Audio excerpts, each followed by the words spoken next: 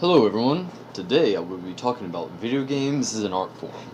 Now, this debate has been going on for quite a while on whether or not video games count as an art form like movies, poetry, books, more specifically classical literature, more so than like the newest Twilight or any other teen novels, and paintings and sculptures.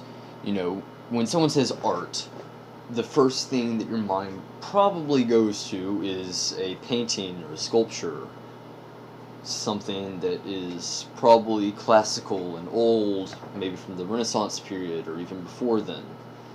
Some of you, when someone says art, the first thing your mind might go to is poetry, or plays, or literature. Now, in more modern times, when someone says art, someone might immediately think of movies.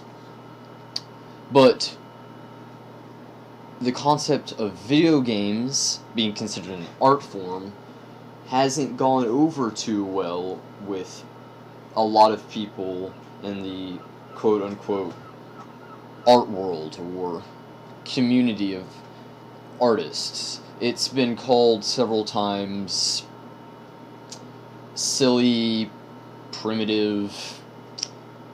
People just don't, and people in the art world just don't respect it enough to consider it an art form, unlike movies and all these other art forms.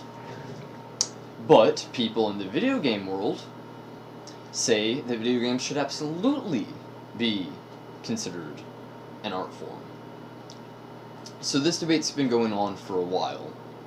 Now, to start off, I'm going to just read off the dictionary of art in the Oxford Dictionary, which is pretty much the quintessential dictionary. It's, it's the best, pretty much. It's the dictionary to rule them all. So, the definition of art is the expression or application of human creative skill and imagination, typically in a visual form, such as painting or sculpture, producing works to be appreciated primarily for their beauty or emotional power. Okay, so the first part of that is the expression or application of human creative skill and imagination.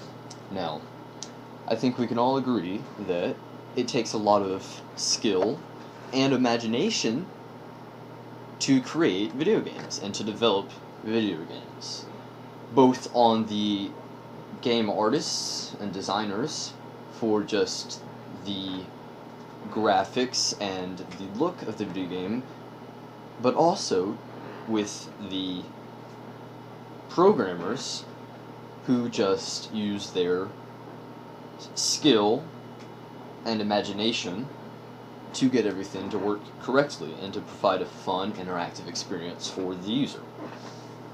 So far, for the first part of this definition, video games fit well as an art form. If you just take the first part of this definition, and that's the full definition, video games would absolutely be an art form. Now, the second part is typically in a visual form, such as painting or sculpture. Now, this is just saying typically. It's not really part of the definition, it's just saying, typically, art is considered, like I said, the first thing you think of would be like a painting or a sculpture. It's generally the first thing that people would think of, because it's been around the longest. People have been programmed by society to think of that as art, because it's been around the longest. We're the most comfortable with that being considered art. But as times are changing, more and more things are being considered art, and some people don't like that. Some people don't like change that much. Most people don't like change.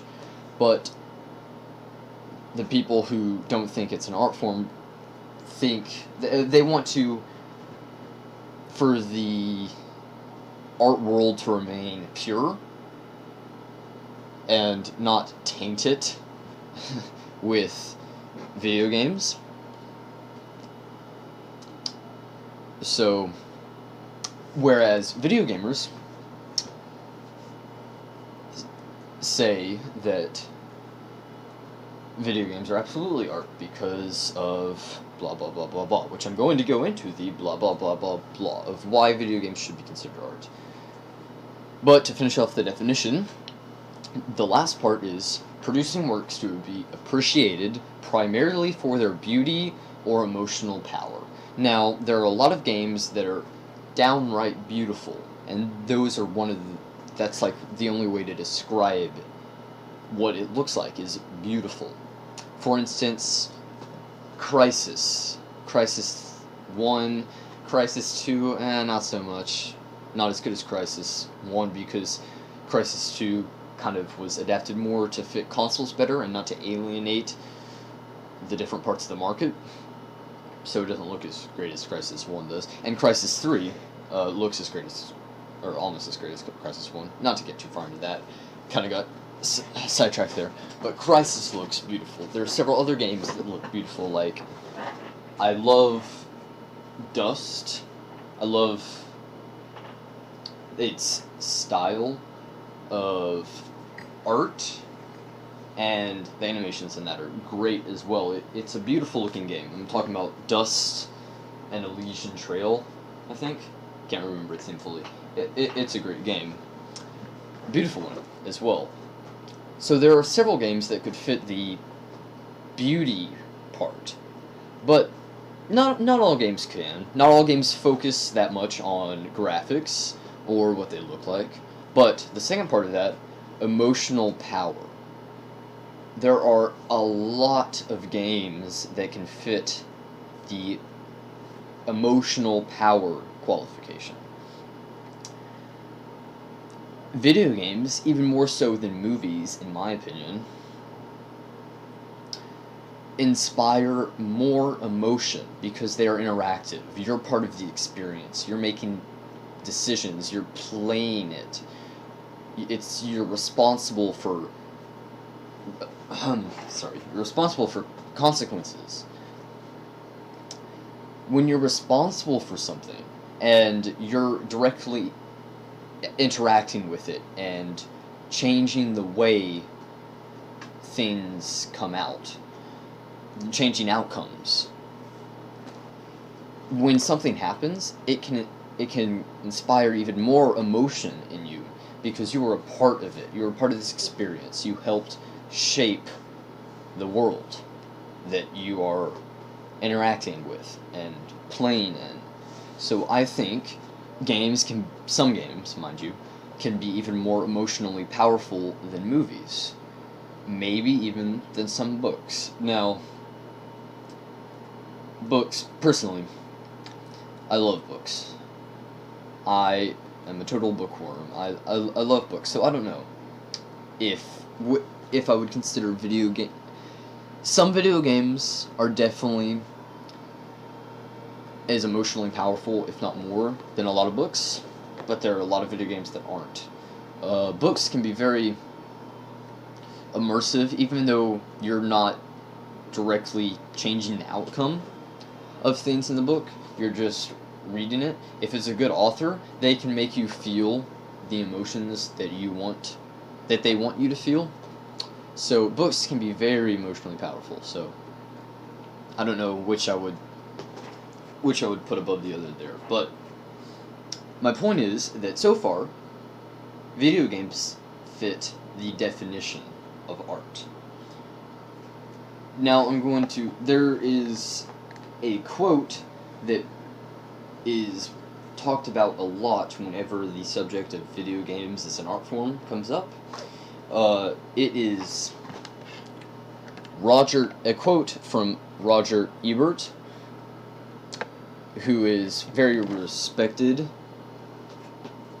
who is a very respected film critic, a very intelligent person. People like him a lot.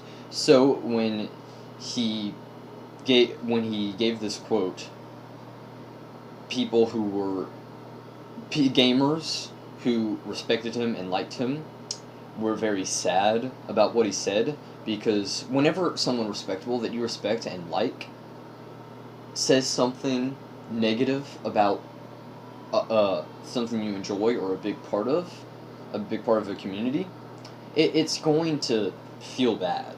That you can't get around it. It's going to feel, you know, it's going to feel bad. It's going to get you down. So this quote has been talked about a lot. I'm just going to read the quote. This is from Roger Ebert. This is around the early 2000s that he gave this. And to be fair to Roger Ebert, in the early 2000s there weren't that many games that could really fit the definition of art back then as there are now. There are a lot of games that qualities have increased. So to be fair to him, you have to have the perspective that times were different back then. So I'm going to read off the quote here. To my knowledge, no one in or out of the field has ever been able to cite a game worthy of comparison with the great dramatists, poets, filmmakers, novelists, and composers. That a game can aspire to artistic importance as a visual experience, I accept. But for most gamers, video games represent a loss of those precious hours we have available to make ourselves more cultured, civilized, and empathetic. So that's the quote. In the quote, he agrees that as a visual experience, games fit the bill. Some games do. So he agrees with that part. But he's saying that video games are a waste of time. They're a time suck. They're just a mindless hobby. Cough, cough, film critic. Movies are essentially the same thing. You can say the exact same thing about movies. You can say the same thing about pretty much anything that is a hobby of yours that you like to enjoy.